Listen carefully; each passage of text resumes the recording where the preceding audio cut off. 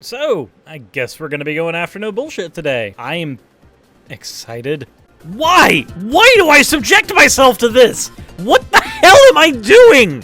Why am I going over this channel again? Why? Huh, that was weird. That just kind of slipped out. Anyways, welcome back to the channel, everybody. Hopefully you're having a wonderful day so far. If you're not, it's not going to get better. It's not. The thing that I'm going to be doing today, it is not going to improve your day. But if you're up for that bumpy ride, then let's go ahead and get into the fan art section so we have that one area of reprieve before we get into the actual video at hand. First off, we have an OC in the Suris uniform that is actually just Thrall's uniform from World of Warcraft by Dragonlord 2006. And then we have a GIF from Kitty, and it actually is going to go on for a little bit, so please bear with me. And then finally, while I've been doing most of these in chronological order, I wanted to skip ahead and do one of the most recent fan arts that came in just because it's really cool, and it is this animation of the subscriber bell being hit by an 8-bit Suris by Velris. Alright, on to the video. Hello and welcome back to No BS. Today we turn to talking about one of the biggest and most influential Marvel movies of all time. Okay, but before we get into that, no BS, thought your channel was no bullshit. Curious as to why you're scared to say the shit word. I'm of course talking about Black Panther. Black Panther has been a big topic on the internet, especially on channels like this and on places on YouTube and Twitter. I mean, yeah, when you're not bitching about Brie Larson along with the quartering, don't you guys complain about Black Panther being too woke? Black Panther was, of course, not only a big hit movie, but it was a cultural phenomenon as well. If you guys don't remember, back in early 2018, the movie came out, and it was dubbed the first black superhero movie, even though it really wasn't. I mean, there was a couple other ones before, certainly. There was Blade, and Blade had a whole trilogy. That was also a Marvel character. There was also the Steel movie, starring Shaquille O'Neal as a sort of metal robot version of Superman, and multiple other examples. But regardless, Marvel... All right, so a couple of things here. First of all, Blade being a superhero film is a bit of a stretch. If you don't consider the Underworld films to be superhero films, then you probably can't consider Blade to be one either. Yeah, it's based on a comic, but by that logic, The Walking Dead is a superhero franchise. You could kind of make an argument about Steel, but one, that was a giant flop, and two, the difference between both the Blade movies and Steel and then Black Panther is that Black Panther, as a movie, fully embraces the aesthetic and the feeling of an African continent. Also, since Black Panther, the character, debuted in the 52nd issue of Fantastic Four in 1966, he is technically the first black superhero. So, on the one hand, you can make the argument that it is a movie about the first black superhero, so it is the first black superhero movie. Or, on the other hand, you can make the argument that it is the first movie that, instead of just having a black person as the actor for a superhero, it fully embraces what that might mean culturally for a character. Now, I wasn't paying as much attention to the conversation around this outside of memes when this was actually happening, but it seems to me that it would be pretty easy to take the first black superhero movie, you know, the movie about the first black superhero, and warp that idea into the first black superhero movie, ignoring things like Blade and Steel if you were to grant them that status. Now, I don't have any evidence that this double potential meaning behind the statement, the first black superhero movie, potentially caused any of these issues, but I'm going to go ahead and hazard a guess that that might at least have contributed to it a little bit. Boy, I just spent an obnoxious amount of time to basically say yes, but actually no. Tried to revamp this idea, and they did it at the perfect time too. As most of you know, pro-black culture is on the rise out there, specifically surrounding movements like BLM, which just this year got a lot more momentum, mostly because they're preparing for the election in November and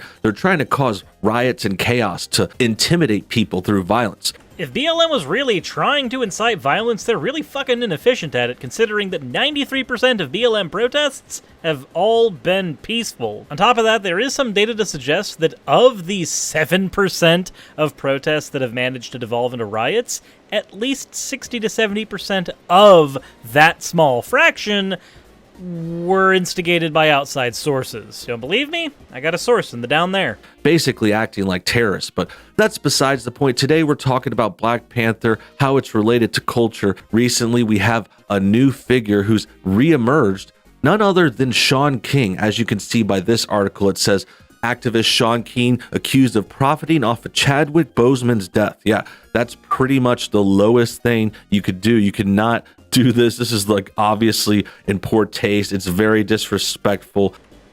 Is anyone going to tell him? Am I going to have to tell him? Okay. No bullshit. Profiting off of this person's death? Look at the title of your video. That's what you're doing. You're doing that. That thing you're doing, that's that. You even have a promotional advertisement in your video. You're quite literally doing the exact same thing. And it's also not surprising coming from Sean King. We've known about him for a while. We've done numerous videos on this figure over the years. Basically, to sum things up, Sean King is a fake black person. He pretends to be black when he's really not. He has white parents. He looks white, but he pretends to be black anyway. And he tries to get in on woke culture. And he tries to get in on this stuff by pretending to be some sort of news reporter or activist who really just race baits everything and treats white people like crap and praises black people every chance he can get. He also lies and manipulates information. He constantly raises money too. He's been accused of this before, accused of profiting off of bad things before, like race baiting, deaths, tragedies and stuff like that. Like, this guy is just a classic fraudster. He's like a joke. He's like a con man, essentially. Okay, well, if that's the case, Pot, might I introduce you to Kettle? I hear you're both black. And he's using the internet and he's using Twitter and all these platforms to get himself money to whatever, to get himself richer or whatever it may be. So let's see how that has to do with Black Panther by reading more into this story. Activist Sean King is under fire on Twitter after screenshots of his latest email went viral. The email mentioned the passing of Black Panther star Chadwick Boseman before promoting King's book. King's name was the #2 trending topic on the social media platform Saturday, with more than 23,000 tweets about him after Twitter account @VeryWhiteGuy surfaced screenshots of King's email. Now here's the tweet and the copies of the email. This guy has a pretty funny name. He's probably going after Sean King because he's starkly anti-white. He's the kind of, terrible leftist that blames everything on slavery, just accuses white people of always being racist. Black people are always innocent. So I'm not going to lie. I did some digging, quite a bit of digging, and I haven't really found that. Now, I've seen people saying that he does that, and I've also got friends of mine who I trust quite a lot on their opinions saying that he is quite the piece of shit. But I'm not seeing that particular thing. That's not to say he doesn't do that. I just haven't seen that. But again, that doesn't mean it doesn't happen. Classic stuff like that. I hope you are hanging in there. Yesterday, I sent an email checking in on everybody, and just a few hours later, we learned of the death of Chadwick Boseman. Life is so fragile, tomorrow is not promised, King wrote. Over the past 6 years of the Black Lives Matter movement, I have traveled to 47 states, teaching, organizing, learning, and lending. And for all 6 years, wherever I go, people ask me, Sean, how do I actually use my life, my skills, my time, my energy to impact and change the world? He continued, my book, Make Change, is a 272-page answer to that question. So just a really, really crass, very, very out of touch reference to his book. So I would be agreeing with you, except I can't. Because the situation where I'd agree that that's an out of touch, crass reference is if somebody actually asked him and he responded, read my book. But that doesn't seem to be what he's doing here. He's basically explaining a hypothetical scenario. Hey, when people ask me, my answers are in this book. That's not really an out-of-touch thing. Again, from what I understand, Sean King is not that great of a person. This is based off of the little bit of reading I've been able to do up on him and the opinions of people who I know and trust. But in this instance, that doesn't seem to be a fair criticism. So here's an example of why I don't think that necessarily is an out-of-touch thing. Let's say I'm talking with you in a YouTube video, and I say that I have opinions on X subject. And if you want to hear an extrapolation on those opinions, then there's a link in the description. That's identical to what Sean did here. He basically did the same thing as pointing to a link in the description of a video. He's hypothetically saying, if you want answers to these questions, check the link or check his book.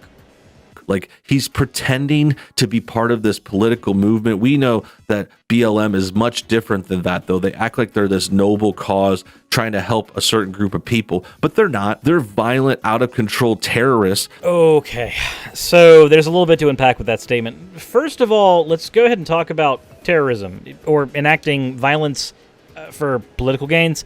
So you are aware that once upon a time, the United States was that? Like, if you're going to have that criticism, then please hold that criticism for the United States when they engaged in the Revolutionary War. You could also just have that criticism for the United States in like 50% of their military engagements in the last several decades. So, also another important note, you remember the statistic from earlier in the video that 93% of BLM protests are nonviolent and peaceful, and of the 7% that are riotous, 5% of the total 100 weren't necessarily instigated by BLM. They were instigated by outside hostile sources. So, I have a question to you, no bullshit. If you want to paint an entire organization or an entire movement with a broad brush, how are you going to paint the movement with a brush based on 2% or 7%, whichever number you want to go with? We'll go with 7. How are you going to paint an entire movement with a brush based on that small percentage? Like, that's not an accurate representation of what most people, and by most I mean, again, over 90% of people who engage in BLM-style activism actually stand for. Like, I don't feel like I need to point out that this is a hasty generalization fallacy, especially considering that we have the numbers. Like, tearing down cities now. I mean, there was different levels of this group. I mean, they definitely weren't always so violent. They're not always, protesting and demonstrating. And even when they're protesting and demonstrating, it's largely peaceful. 93% of the time. More time than you're actually accurate in your videos. I'm gonna be honest, if you spent this entire video just dunking on Sean King, then I probably wouldn't be doing a response video, because based on what I've seen of the guy, go ahead, have at it. Dude's got some issues. But if you're gonna misrepresent an entire movement, political or otherwise, maybe at least have some of the numbers on your side. And considering that you don't, this just becomes kind of a sad ordeal to witness. Almost as sad as my face after I shaved everything off because I wanted to go snorkeling. Huh. That was a mistake. But right now they are. We've seen the negative side of that group, and we've seen they've basically devolved into domestic terrorists, and the whole guise that they're hiding under is this civil rights movement. They're trying to save the world. They're trying to end racism. They act like they care about Black lives, but they really don't, because they just pick certain random arrests that gone wrong, and they use those to race bait and to stir up tension. Like, they don't actually care about all Black people. They only care if a Black person is killed by a white cop and it's on video in a situation they think they can exploit. Kind of like how you don't care about most things that happen on the internet unless you can exploit them on your channel for profit. I mean, same, but that's not actually a valid criticism. A valid criticism of what you just said is to point out that that's not really what happens. BLM engages in a lot more than just pointing out random videos on the internet of Black guys being killed by white people and then going, aha, see? Institutional racism. That's not really how that works. We also should probably talk about the different things that have actually happened as a result of the BLM protests. One of them is that Derek Chauvin and the other officers involved in the killing of George Floyd actually got charged, and they are getting served by the justice system. Now, we can have an argument day in and day out about the actual efficacy of the United States justice system as it stands, but it's the best thing we got right now, and he actually got charged as a direct result of the BLM protests. $100 million to $150 million in the LAPD are being redirected into areas such as jobs, health, and education in order to engage in crime prevention as opposed to reciprocal justice. This is because one of the things the BLM protests have actually been fairly effective at showing is that reciprocal justice is not the best way to handle crime prevention. You can't just have a stick and say if you commit a crime, we're going to hit you with a stick. Crime and punishment have existed together for years, engaging in a system that not only has reciprocal punishment when needed, but also has methods in place to prevent crime from happening in the first place by allowing people to better themselves and not get disenfranchised and then have to turn to crime. That is something called reform, and those reforms have happened as a direct result of the protests. In New York City, a lot of New York police funding is being redirected into different youth and social services programs in order to engage in, again, crime prevention as opposed to strictly reciprocal action. They're also speaking of repealing 50A, which is the clause that allows police to obfuscate and hide all of their disciplinary records from public viewing, something that the public should kind of have access to. If you're going to be a public servant, we should be allowed to see your records. On top of this, BLM protests have started engaging in removing statues of slave owners, which were put up initially several years after the Civil War as a method of glorifying original slave owners so that, black people would know their place. The debate on whether or not those statues should have been removed, statues that were put up during the Jim Crow era, has been going on for ages, and the conclusion to that debate seems to be able to be reached, again, thanks to the BLM protests. And for anybody who wants to say that taking down Confederate statues isn't important or isn't a good thing or whatever, one, taking down statues doesn't erase history. You still got a history book, you still got museums, you still have the fucking internet. On top of that, Confederate statues are no different than having statues of Hitler in front of areas of Jewish occupancy. Source for everything will be linked in the down there area anyway, so hopefully you guys take a look at that. But I hope this at least shows through some method of demonstration that the statement that all protests are riots and the statements that these things accomplish nothing are all patently false, and yet these are things that No Bullshit likes to pilot on his channel. The channel called No Bullshit, piloting bullshit. That's what's really going on, because they're also ignoring all these other things that are happening to this group. They're ignoring the real problems in their communities, the gang culture, the killings going on in Chicago all the time, the fact that black on black crime is way worse and they're killing each other way worse than anyone else. So there's three major reasons that people join gangs. One is obviously that a lot of gangs engage in criminal activity, and that activity is generally profitable, and it's a way out of poverty, or at least it feels like a way out of poverty. You've got a huge set of systems that you've got to overhaul in order to solve that problem alone, but there's two other issues. One of them is that a lot of times people join gangs so that they can get a sense of belonging, so that they can get basically a family unit. It's no secret that a lot of minority communities end up having fractured families. A lot of this comes down to the fact that we have a drug war that is very largely racially motivated. Look at a lot of the information that came from the Nixon campaign in order to figure out why we even have the drug war in the way that we do right now. That drug war disproportionately affects minority communities, which means that those communities end up having fractured families, which means you have more people joining gangs in order to get a sense of being in a family.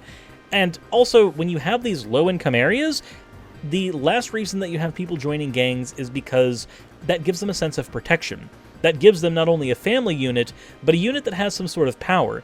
Through this, people can get either recognition or some type of pseudo-fame within their local area, but most importantly, they get protection. They have a unit of people around them that can protect them from, in many cases, other rival gangs or other rogue individuals. So maybe next time it'd be a good idea to actually offer a solution instead of just saying these are the problems, you need to fix them.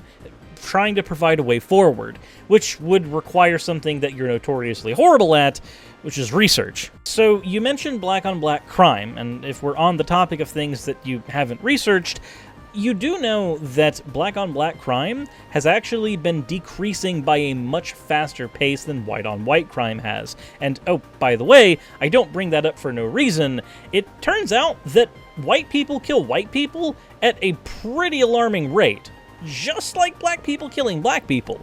This is because there's not some inherent problem with black people that causes them to harm one another. It's because, generally speaking, when people cause harm to those around them, they do so in their immediate area. And since we still have carryovers from old redlining laws, there are plenty of areas in the United States that are basically racially homogenous outside of a handful of outliers. So when violence is committed in these areas, it will likely be committed by someone within the local populace to someone within the local populace. If you don't believe me, I have a link in the down there area again. But that's about all of the no bullshit video that I can actually handle. And to be honest, the rest of it is mostly poking at Sean King, and again, I'm not here to defend that guy. I'm here to point out the claims that don't actually pan out in reality, which turns out is a pretty frequent thing on No Bullshit's channel. That all said, though, if you enjoyed the video, then please let me know in the comment section below, but if you got some criticism for me, then please throw that down there as well. I value criticism as well as everything else. So, to close things out, let me know what you thought of my video, let me know what you thought of No Bullshit's video, any constructive criticism of any kind, just throw it down there. You have no idea how much that stuff actually helps where the algorithm's concerned. Engagement is everything, which means if you want to leave a like or even leave a dislike, you can leave 12 dislikes, I don't care. It all helps. It's all good. But we are at the end of the video, which means we are at the Patreon slides. These are the people that allow me to do what I do on the channel. They are the people to thank primarily for content, because without them, content simply does not happen. YouTube does not pay nearly enough on its own, especially with the small size of my channel. These are the people who allow me to do what I do in the capacity that I do. I did want to apologize to everybody for not doing the stream yesterday, but I am doing that stream later today. I am recording this video at 12:25 a.m. It is late. I should have been to bed a little while ago, but here I am. But that does mean that you guys do get your content at least on time. So if you guys want to play games later, that will be a thing that we will be able to do whenever I go live, and I'll be throwing out a message on Discord and other places when I go live. Same rules as the last time we did a video game stream. Hopefully you guys are ready to play some League and potentially hate each other. Maybe not. We'll see. But that all said, thank you guys for watching the video, and as always, insert end of video tagline here.